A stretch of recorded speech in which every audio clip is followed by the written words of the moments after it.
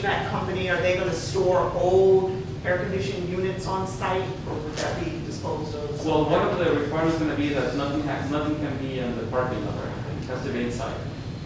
All right, thank you. And as most, I think it's even a state law, you can't have anything that produces freon or has a chance to leak, it can't be on the property. I can tell you that for sure. That's Okay. Oh, when you bring it in, it's empty anyway. Yeah, well, they should have, they should have pulled a vacuum on it anyway. Yeah, and they should have a tag on it that was taken out professionally. Well, I'll tell you, my feelings, sir, we do need business in Kirby. And that's not life, okay? We've had some shortcomings, and that's just to tell you straight up like it is. I would like to take you at your word, and you're, to me, in my life, my word is my bond, okay? And what you just stated here with all these people, and that you will see to it that the type of businesses that go in there will not lead to any type of, I can't think of the word I want. Problems, but I'm talking about like an automotive that will discharge antifreeze, or oil, things of that. That's what these people are concerned with, and that's what I'm concerned with. I would not have any problem with granting this, actually, but again, those type of businesses, your hours what, like 8 to 5, 7 to 4, something Yeah, like just that? regular business hours, maybe until 6. I know, like Central there down on Ackerman Road, you can go down there, and their business, we allow them, they're super clean. I mean, it's insane.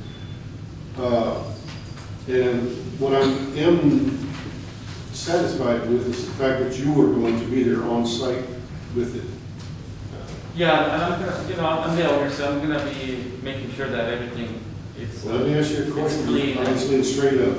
If one of the neighbors came to you that are adjacent there on the back side, okay, to the east, on this side of the drainage ditch, and wanted to have a conversation about the noise, would you be able to do that if there were any? Sure.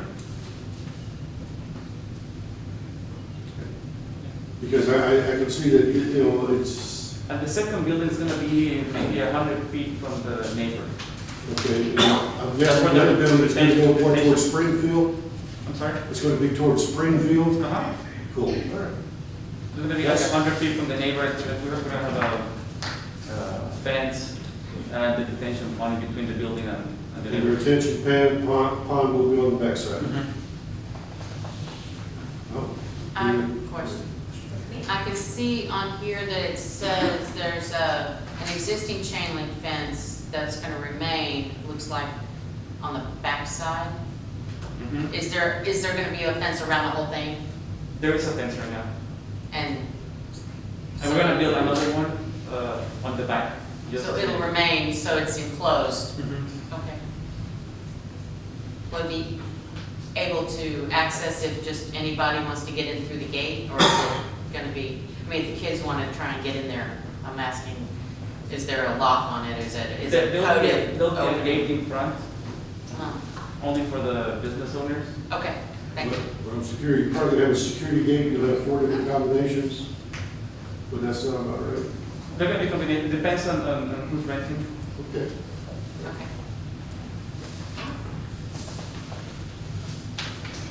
Is there any more discussion?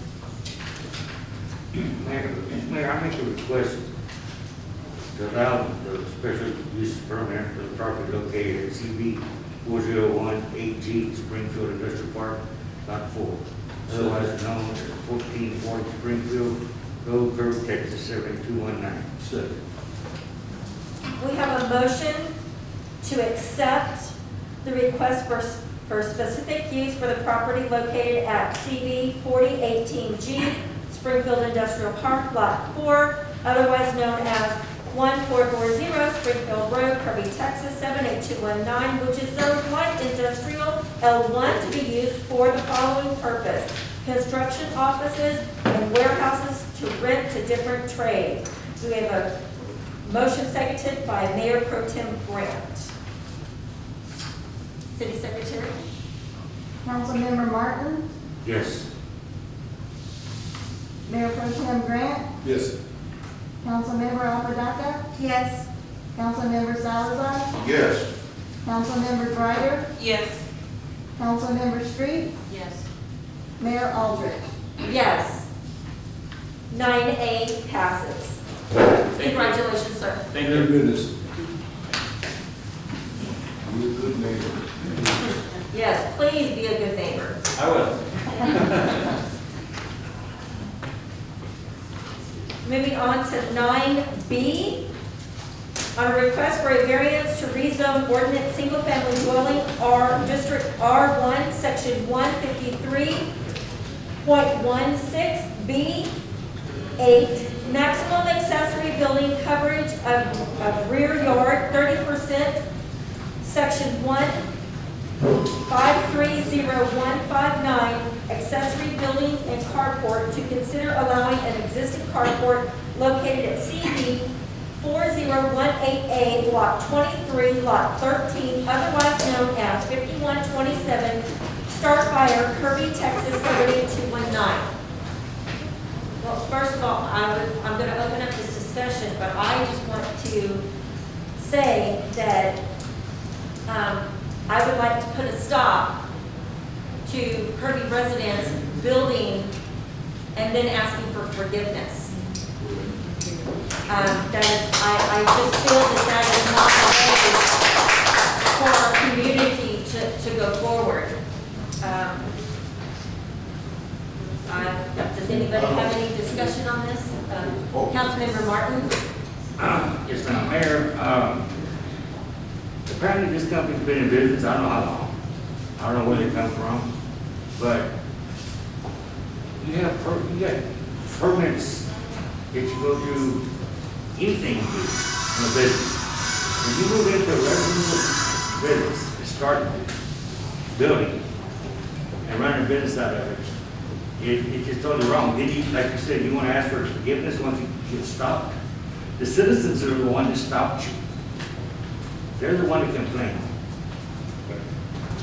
That's all I got to say. Okay, I just want to remind everybody, this issue right here is about the carport in the back. Yeah. Patty, have you, for this lady that's present tonight, has she ever been in the office asking for a permit for anything? How about a certificate of occupancy? So in other words, she opened a business just to do it. Are you buying this property already? Mr. Bringer? On this one, we need to talk about the carport size only. Oh, okay. The second item will discuss the business. Oh, So right sorry. now, the carport is what you all are discussing. Okay, well, I drove by there and just by a pretty good guess, it's about 110% of the backyard as opposed to 80.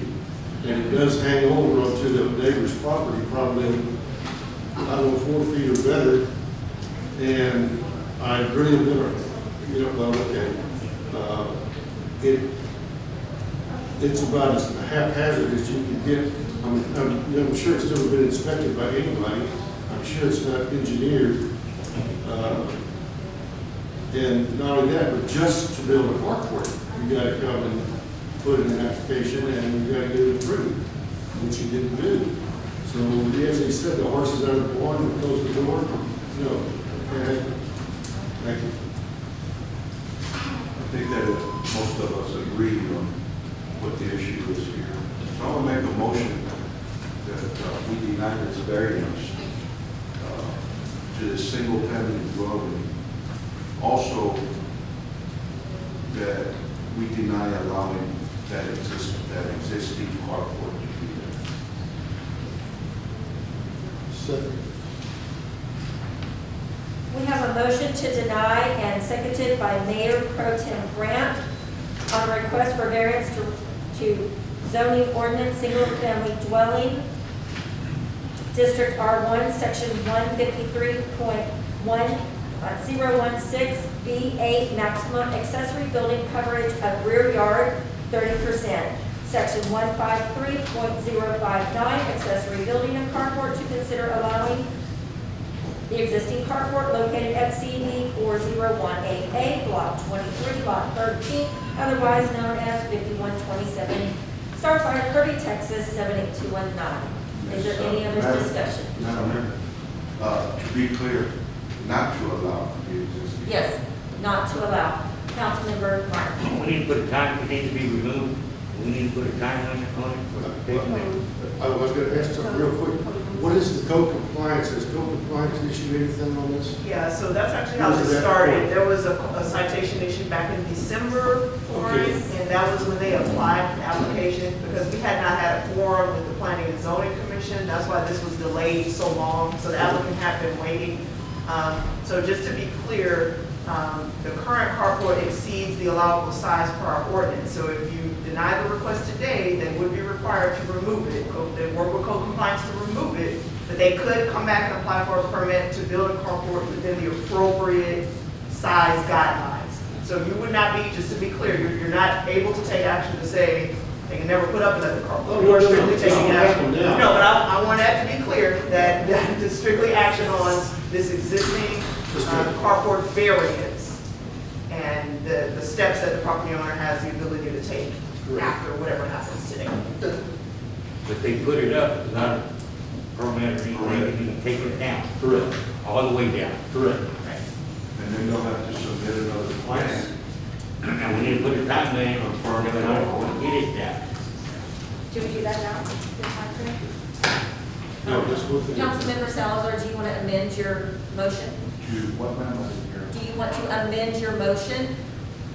To What, include, do we want to? You want to do 30 days, whatever. you've done time that limit. before. well, what's a good time? 30 days. 30 days, okay, well, I'll go ahead and amend my motion to have that existing carport taken down within a 30-day period.